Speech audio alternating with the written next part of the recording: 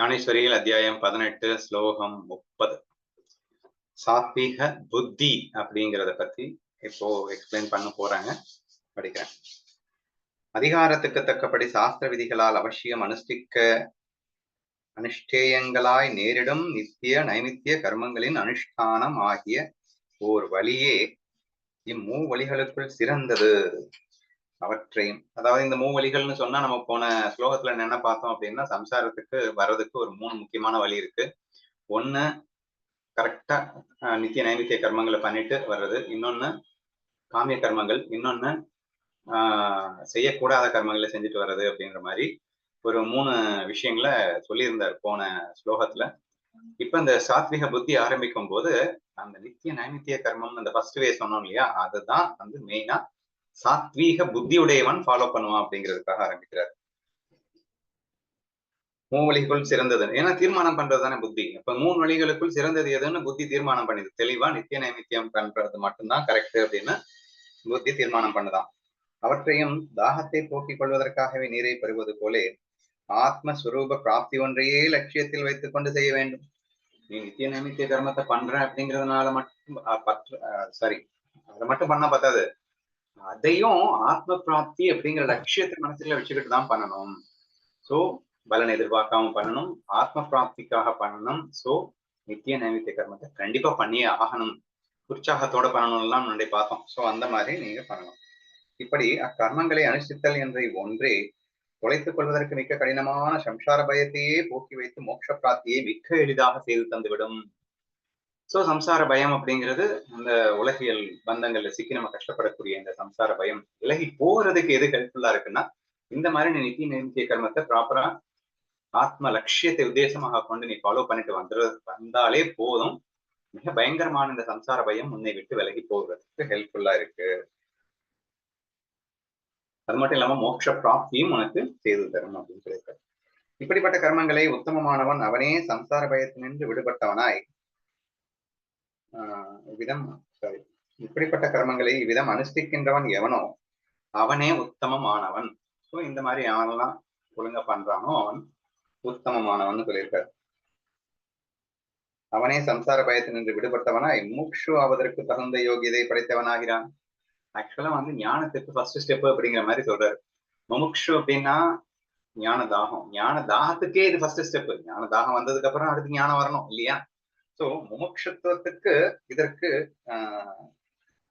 அவனே சம்சார பயத்திலிருந்து விடுபட்டு முமுட்சு ஆவதற்கு தகுந்த யோகியதை படைத்தவன் ஆகிறான். நித்திய நைமித்திய கர்மங்களை ஆத்ம பிராப்தியை லட்சியத்தில் வைத்துக் கொண்டு பலனை எதிர்பாராமல் எவன் ஒருவன் செய்கின்றானோ அவனுக்கு மோட்ச ஆசை கிடைக்கும் அப்படிங்கிற மாதிரி சொல்றாரு.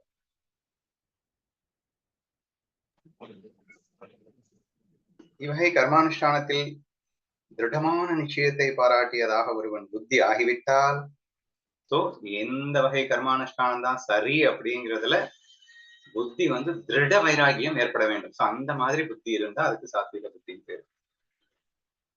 ஏற்கனவே தேடி பத்திரம் பண்ணி வைக்கப்பட்ட பொருள் போலும் மோட்சம் அவனுக்கு ஆதீனப்பட்டு போகிறது. சோ எவனுடைய புத்தி இந்த மாதிரி ஸ்திரமாயிடுச்சோ அவனுக்கு ஏற்கனவே தேடி வைக்க பொருள் அவனுக்காகவே காத்திருக்கு அப்படிங்கிற மாதிரி இந்த மோட்சம் அவனுக்காகவே காத்திருக்கான். சோ அந்த மோட்சம் வந்து அவனுக்காகவே காத்திருந்து அவனுக்கு பாதிக்கப்பட்டு போகிறது. ஆகவே நிவர்த்தியை அடிப்படையாக ஏற்படுத்திக் கொண்டு அதன் மேல் பிரபத்தியின் கட்டடத்தை கட்டி வைத்தல் என்னும் இக்காரியத்தில் நிவர்த்தியை அடிப்படையாக ஏற்படுத்திக் கொண்டு அதன் மேல் பிரவத்தி என்னும் கட்டடத்தை கட்டி வைத்தல் என்னும் இக்காரியத்தில் ஒருவன் மூழ்கி கிடக்க வேண்டும். பிரவர்த்தி அப்படின்னா என்ன அர்த்தம்? நம் மனம் வெளிநோக்கி செல்லுதல் அப்படிங்கிறத பிரவர்த்தி மார்க்கம் அப்படின்னு சொல்லுவாங்க. அதே மனம் உள்நோக்கி திரும்புதல் அப்படிங்கிறத நிவர்த்தி மார்க்கம்னு சொல்லுவாங்க. அப்படின்னா நான் யார் என்ற விசாரம், என்னை பற்றின தெளிவான புரியல். சோ இதை பற்றியே அவன் சிந்திக்கிறான்னு அவன் நிவர்த்தியில இருக்கான்னு அர்த்தம். எவனுடைய மனசு வெளியிலேயே போயிட்டு இருக்கோ அவனுடைய மனசு வந்து பிரவர்த்தியில இருக்கு அப்படின்னு அர்த்தம். சரியா? ஆன்மீகம்னாலே நிவர்த்தி தானே அப்படின்னு உங்களுக்கு தோணலாம். பட் இங்க கர்மயோகத்தை பத்தி பேசிட்டு இருக்கும்போது பிகினர்ஸ் வந்து என்ன செய்யணும் அப்படின்னா, ஃபர்ஸ்ட் திங் வந்து பிரவர்த்தி மார்க்கத்துல போலாம். கர்மயோகம்ன்றது செயல் செய்யறது தானே, அதனால பிரவர்த்தி மார்க்கத்துல போலாம். ஆனா நிவர்த்திங்கிற பேஸ்ல நின்றுகிட்டு தான் நீ போகணும். அதான் சொன்னார், ஆத்ம பிராப்தியை லட்சியத்துல வைத்துக் கொண்டு நீ வந்து நித்திய நைமித்திய கர்மத்தை பண்ணணும் அப்படின்னு சொல்லியிருந்தாங்க. சரியா? அப்போ அந்த பேஸ் வந்து எதுவா இருக்கணும் அப்படின்னா நிவர்த்தி இருக்கணும். அதை பேஸா வச்சுட்டு நீ திருப்பதி மார்க்குல போனா தப்பில்லை அப்படிங்கிற மாதிரி சொல்லியிருக்காரு. சோ அதுதான் நிவர்த்தியை அடிப்படையாக ஏற்படுத்திக் கொண்டு அதன் மேல் பிரவர்த்தி என்னும் கட்டத்தை கட்டி வைத்தல் என்னும் காரியத்தில் ஒருவன் மொழியை கிடக்க வேண்டும். தாகத்தால் வருந்துகிறவன் நீரை பருகி வருத்தத்தை நிவர்த்தி செய்து கொள்ளுதல் போலே ஃபுல்லா எக்ஸாம்பிள்ஸ் வருது. அதாவது இந்த மாதிரி சாத்வீக புத்தி ஒருவனுக்கு இருந்து இந்த மாதிரி அவனுக்கு ப்ராப்பரா வந்து கர்மானுஷ்டானம் செய்ய ஆரம்பிச்சுட்டான்னா அவனுக்கு எவ்வளவு பெரிய பாக்கியம் கிடைக்குது அப்படிங்கிறத சொல்ற.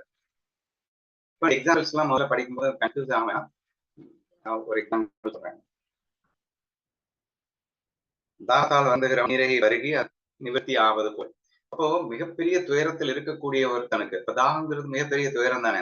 நீரை பருகினோடனே தாகம் தீர்ந்துருது இல்லையா? அந்த மாதிரி இந்த உலகம் என்ற அந்த சம்சார கஷ்டத்திலிருந்து முழுமையாக விடுபடுவதற்கு இந்த சாத்விக புத்தி அவசியம் அப்படிங்கிறத உங்களுக்கு புரிய வைக்கிறதுக்காக நிறைய எக்ஸாம்பிள். ஸோ ஃபர்ஸ்ட் எக்ஸாம்பிள், தாகத்தால் வந்து நீரை பருகி வருத்தத்தை போலே, பெருத்த வெள்ளத்தில் விழுந்தவன் நீந்தி தன்னுரையை காப்பாற்றிக் கொள்வது போலே.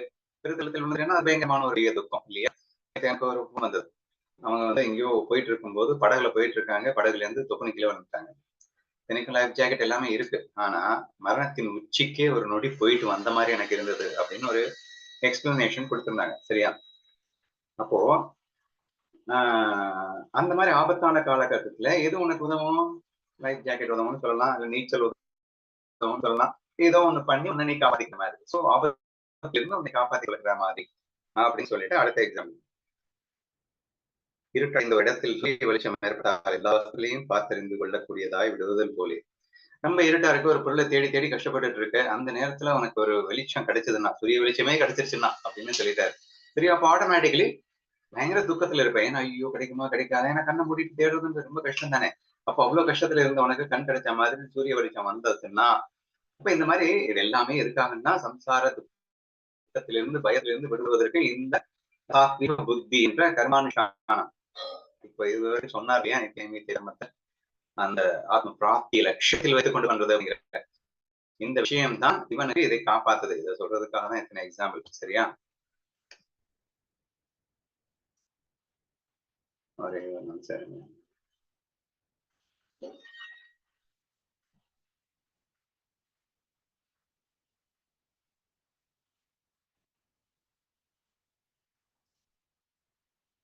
ஜலத்தின் சேர்க்கை கிடைத்து போனது. நெக்ஸ்ட் எக்ஸாம்பிள், தகுந்த மருந்தை கொண்டு பத்தியத்தோடு தெரிவிப்பதால் வியாதியை நிவர்த்தி கொண்டு பிழைத்து போவது போலே. பட் நேரத்தில் அடுத்து நமக்கு பெரிய கஷ்டம்ன்றது வியாதி தானுங்க. சோ அந்த வியாதின்னு வரும்போது அதுக்கு தீர்வு என்ன? தகுந்த பத்தியமும் இருக்கணும், பிளஸ் டேப்லெட்ஸும் சாப்பிடணும். இதெல்லாம் இருந்தோம்னா நமக்கு அந்த வியாதியிலிருந்து குணம் அடையும் இல்லையா? அது அடுத்த எக்ஸாம்பிளா சொன்னாரு. நெக்ஸ்ட், ஜலத்தினின்று வெளிப்பட்டு போன மீனுக்கு மறுபடியும் ஜலத்தின் சேர்க்கை கிடைத்து போன பின் ஜலத்திலிருந்து வெளியே வந்துருச்சு, அது பயங்கர துக்கத்துலதான் இருக்கும். திருப்பி ஜலம் கிடைச்சிருச்சுன்னா அதுக்கு நிவர்த்தி கிடைச்சாச்சு. அந்த மாதிரி அதற்கு பிராணவாயு விலகி போவது போல, சரி, கிடைத்து போன பின் அதற்கு ஏற்பட்ட பிராண அபாயம் விலகி போவது போல இப்படிப்பட்ட கர்மங்களை அனுஷ்டிப்பவனுக்கு மோட்சம் கிடைத்து போவது சந்தேகம் இல்லை. சோ இந்த மாதிரி ப்ராப்பரா பண்ணிட்டே வந்தீங்கன்னா சம்சார துக்கத்திலிருந்து விடுபட்டு நீங்க மோட்சத்தை அடைவீர்கள் அப்படிங்கிறதுல சந்தேகமே வேணாம் அப்படின்னு சொல்றதுக்காக இவ்வளவு எக்ஸாம்பிள்ஸ சொல்லி முடிச்சிருந்தாங்க. இனி என்ன சொல்றாருன்னா, செய்து தீர வேண்டும் என்று விதிக்கப்பட்டவையான இந்த கர்மங்கள் விஷயத்தில் சாத்வீக புத்தி படைத்தவன் தெளிவான ஞானம் உள்ளவனா இருப்பான். எதை செய்யணும் எதை செய்யக்கூடாது அது ரொம்ப முக்கியமான ஒரு விஷயம். சரியா? நித்திய நைமித்திய கர்மத்தை பண்ணணும், அது மட்டும் இல்ல காமிய கர்மத்தை பண்ணக்கூடாது. எதை செய்யணுமோ அதை செய்யணும், எதை செய்யக்கூடாது அதை செய்யக்கூடாது. சோ இந்த விஷயமும் ரொம்ப முக்கியம். அன்றையும் செய்ய தகாதவையான கர்மங்கள் எவை என்று அவன் சந்தேகமர தெரிந்து கொண்டிருப்பான். புத்தி தான் பேசிட்டு அந்த புத்தி தெளிவா இருக்குமா, இதை செய்யணும்ன்றது தெரியுமா, இதை செய்யக்கூடாதுன்றது தெரியுமா, அவன் சந்தேகமா தெரிந்து வைத்துக் கொண்டிருப்பான் சொன்னார். காமிய கர்மங்கள் முதலியவை சம்சார பயதை உண்டு பண்ணி வைப்பவை என்றும் ஆதலால் அக்கிருத்தயங்கள் அப்படின்னா செய்யத்தகாதவைகள் அப்படின்னு அர்த்தம். காமிய கர்மமும் செய்யக்கூடாது, ஏன்னா அது சம்சாரத்துல சிக்க வைக்கிறதுக்கு தான் அது ஹெல்ப்ஃபுல்லா இருக்கும். சோ தர்ஃபோர் காமிய கர்மத்தையும் செய்யக்கூடாது, எது செய்யக்கூடாதுன்னு வேதம் சொல்லியிருக்கோ சாஸ்திரம் சொல்லியிருக்கோ அதையும் செய்யக்கூடாது.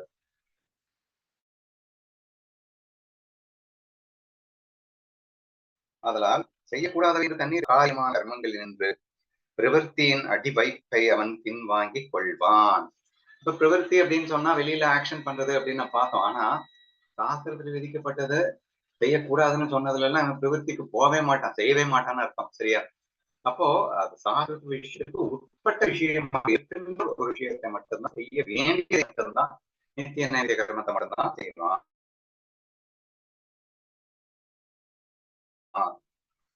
மண்டி இரு நெருப்பிற்குள் பிரவேசித்தலம் மறுபடியும் எக்ஸாம் ஸ்டார்ட் பண்றாங்க. சோ இது எல்லாமே எவ்வளவு ஒரு அபாயகரமான ஒரு விஷயம். இதெல்லாம் இவன் பண்ண மாட்டான். எந்த அளவுக்கு பாக்குறான் பாருங்க. அதாவது காமிய கர்மத்தையோ அல்லது வேதத்துல செய்யக்கூடாதுன்னு சொன்ன விஷயத்த செய்ய சொன்னா அவனுக்கு எப்படி ஒரு பயம் வருது அப்படிங்கிறத பேரலல் எக்ஸ்பிளைன் பண்ணிருக்காரு. எடுத்தோன்னே மண்டியரின் நெருப்புள் பிரவேசித்தல்னு ஆரம்பிக்கிறார். சரியா? மண்டியரின் நெருப்புள் பிரவேசி திங்க பண்ண முடியாது. அவ்வளவு ஒரு பெரிய கொடுமை, கஷ்டம். அப்போ செய்யக்கூடாத விஷயத்தை செய்யணும்னா அவனுக்கு அவ்வளவு கஷ்டம் வரும்னு அர்த்தம். அந்த புத்திக்கு அவ்வளவு கஷ்டம் வரும்னு அர்த்தம். இன்னைக்கு நம்ம ஆளுங்க கொலை கற்பழிப்புன்னு சும்மா சர்வசாதாரணமா பண்ணிட்டு இருக்காங்க. அந்த புத்தி சாத்வீகனுக்கு இருக்காது. சாத்வீக புத்தியானது அந்த தகாத விஷயத்தை செய்யணும்னு சொன்னா அப்படி பதறமா, அப்படி வந்து ஒரு கஷ்டப்படுமா. உள்ளே நுழைவது போல கஷ்டப்பட்டாரா. நெக்ஸ்ட் ஆமறிய முடியாத ஜத்தில் குதித்தலும். சோ எவ்வளவு ஆளா இருக்குன்னே தெரியாது. நம்ம பாட்டுக்கு ஜம்முன்னு குதிச்சுட்டு அதுக்கப்புறம் எவ்வளவு கஷ்டம் அப்படிங்கிறத பயம் இருக்கும் இல்லையா? அதாவது பொதுவா நல்லா நீச்சல் தெரிஞ்சவனே கூட எங்கேயாவது பெரிய இடத்துல இருந்து குதிக்க சொன்னா குதிக்க மாட்டான். ஏன் குதிக்க மாட்டான்னா அந்த தண்ணி வந்து ஒரு குறைஞ்சபட்சம் ஒரு 5 அடியாவது இருந்தாலும் அடிபடாம இருக்குங்க எனக்கு தெரிஞ்சு. அல்லது 10 அடி இருந்ததுன்னா தப்பிச்சிடலாம். ரொம்ப எக்ஸ்பர்ட்டா இருந்தா 5 தண்ணியிலையும் அல்லது 10 அடி தண்ணியிலையும் வந்து குதிக்கலாம். என்ன மாதிரி ஆளுங்கள்லாம் வந்து ஒரு 20 அடி தண்ணியாவது ஆழம் இருந்தாதான் வந்த வேகத்துக்கு கீழே வரைக்கும் போயிட்டு அடிபடாம மேல எந்திரிக்கலாம். சரியா? ஆனா எவ்வளவு பெரிய எக்ஸ்பர்ட் ஆவனா இருக்கட்டும், அங்க தண்ணி எவ்வளவு ஆழம் இருக்குன்னே தெரியாம குதின்னு சொன்னா குதிப்பானா? எவ்வளவு பயப்படுவான். அப்படி பயப்படுவானா தகாத காரியங்களை செய்யறதுக்கு. சரியா? பழுக்க காய்த்த சூளத்தை கையில் இருந்தலும் சொல்லிட்டாங்க. நெருப்புல போறது. பழுக்க காய்ச்சிய சூளத்துல கையில பிடிக்கிறதுக்கு நமக்கு எவ்வளவு கஷ்டமா இருக்குமோ அப்படிங்கிற எக்ஸாம் சொல்றாரு. சீறிக்கொண்டிருக்கும் கிருஷ்ண சர்ப்பத்தின் மேல் கை போடுதலும். இதுலயே கிருஷ்ண சர்ப்பங்கிறது நாகப்பாம்பு, அதாவது கோபுரம் சொல்லக்கூடிய மிகவும் நச்சு விஷம் அதிகமாக உள்ள பாம்பு அப்படிங்கிறது கிருஷ்ண சர்ப்பம் என்று சொல்லப்படுகிறது. சரியா? சோ சீறிக்கொண்டிருக்கும், சும்மா வேற இல்ல, சீறிக்கொண்டிருக்கும் கிருஷ்ண சர்ப்பத்தின் மேல் கைய போடுறதுக்கு எவ்வளவு கஷ்டம், எவ்வளவு ஃபீல் வரும். இந்த புத்திக்கு எவ்வளவு ஒரு டேஞ்சரா ஃபீல் பண்ணும். அப்படி ஒரு டேஞ்சரா ஃபீல் பண்ணணும் நீங்க தகாத காரியத்தை பண்ணும்போது. அபாயகரம் என்று அறிந்து கொண்டு ஒருவன் அக்கர்மங்களில் நின்று திரும்பி விடுதல் போலே. சாரி, அடுத்த எக்ஸாம்பிள் வந்து புலியின் குகையில் பிரவேசித்தல். ஒரு புலி குகைக்குள்ள போக சொன்னா எவ்வளவு மனசு பதறும். இதெல்லாம் அபாயகரம் என்று அறிந்து கொண்டு ஒருவன் காரியங்களில் திரும்பி விடுதல் போலே செய்ய தகா காரியங்களை மாத்திரத்தில் அவன் மிகவும் பயந்து போவான். விஷம் கலந்து செய்ய வைத்த அன்னத்தை சாப்பிட்டால் வராதரணம் நேரிடுவது போலே கர்மங்களை செய்தால் சம்சார பந்தம் ஏற்படும் என்று அவன் சந்தேகமர தெரிந்து கொண்டு. சரியா? விஷம் கலந்த அன்னத்தை சாப்பிட்டேன்னா அது பழிச்சிருக்க முடியுமா? விஷத்தை சாப்பிட சொல்ற மாதிரி இருக்குடா, நீ தகாத காரியத்தை பண்ணுங்கிறது டெஃபினட்டா அவுட் தான் நானே அப்படின்னு சொல்லிட்டு ஸ்ட்ராங்கா ஃபீல் பண்றான். சம்சார பந்தத்தை உறுதி செய்து வைக்கும் அக்கர்மங்களிலிருந்து திரும்பி விடுவதே நல்ல காரியம் என்று மதித்திருப்பான். இவ்விதம் காரிய அகாரியங்களை பகுத்தறிந்து கொண்டு, அப்படின்னா எதை செய்யணும் எது செய்யக்கூடாதுன்றதை பகுத்தறிந்து கொண்டு, எதில் பிரவர்த்திக்க வேண்டும் என்றும் எதினின்று பின்வாங்க வேண்டும் என்றும் தெரிந்து கொண்டு, அதனால் எதை செய்யணும் எதை செய்யக்கூடாது, இது நல்ல காரியம் என்றும் இது கெட்ட காரியம் என்றும் வகுத்து வைக்கும் விஷயத்தில் மிக்க சாமர்த்தியம் பொருந்திய புத்தி எதுவோ அதுவே சாத்வீக புத்தி ஆகும் என்று நீ அறிந்து கொள். மெயினா வந்து புத்தினாலே எது சரி எது தவறுன்னு புரிஞ்சு கொள்ளக்கூடிய ஒரு விஷயம்தான். ஸோ எதை செய்யணும் எதை செய்யக்கூடாதுங்கிறதுல 100% தெளிவு ஒருத்தனுக்கு இருந்ததுன்னா அவன் சாத்வீக புத்தியில இருக்கான். சாஸ்திர பிரமாணத்தோடு அவன் இருந்தால் அது வந்து சாத்வீக புத்தி என்ற அர்த்தம். ராஜச புத்தி எப்படி செயல்படும் அப்படிங்கிறத அடுத்த ஸ்லோகத்துல சொல்லுவோம்.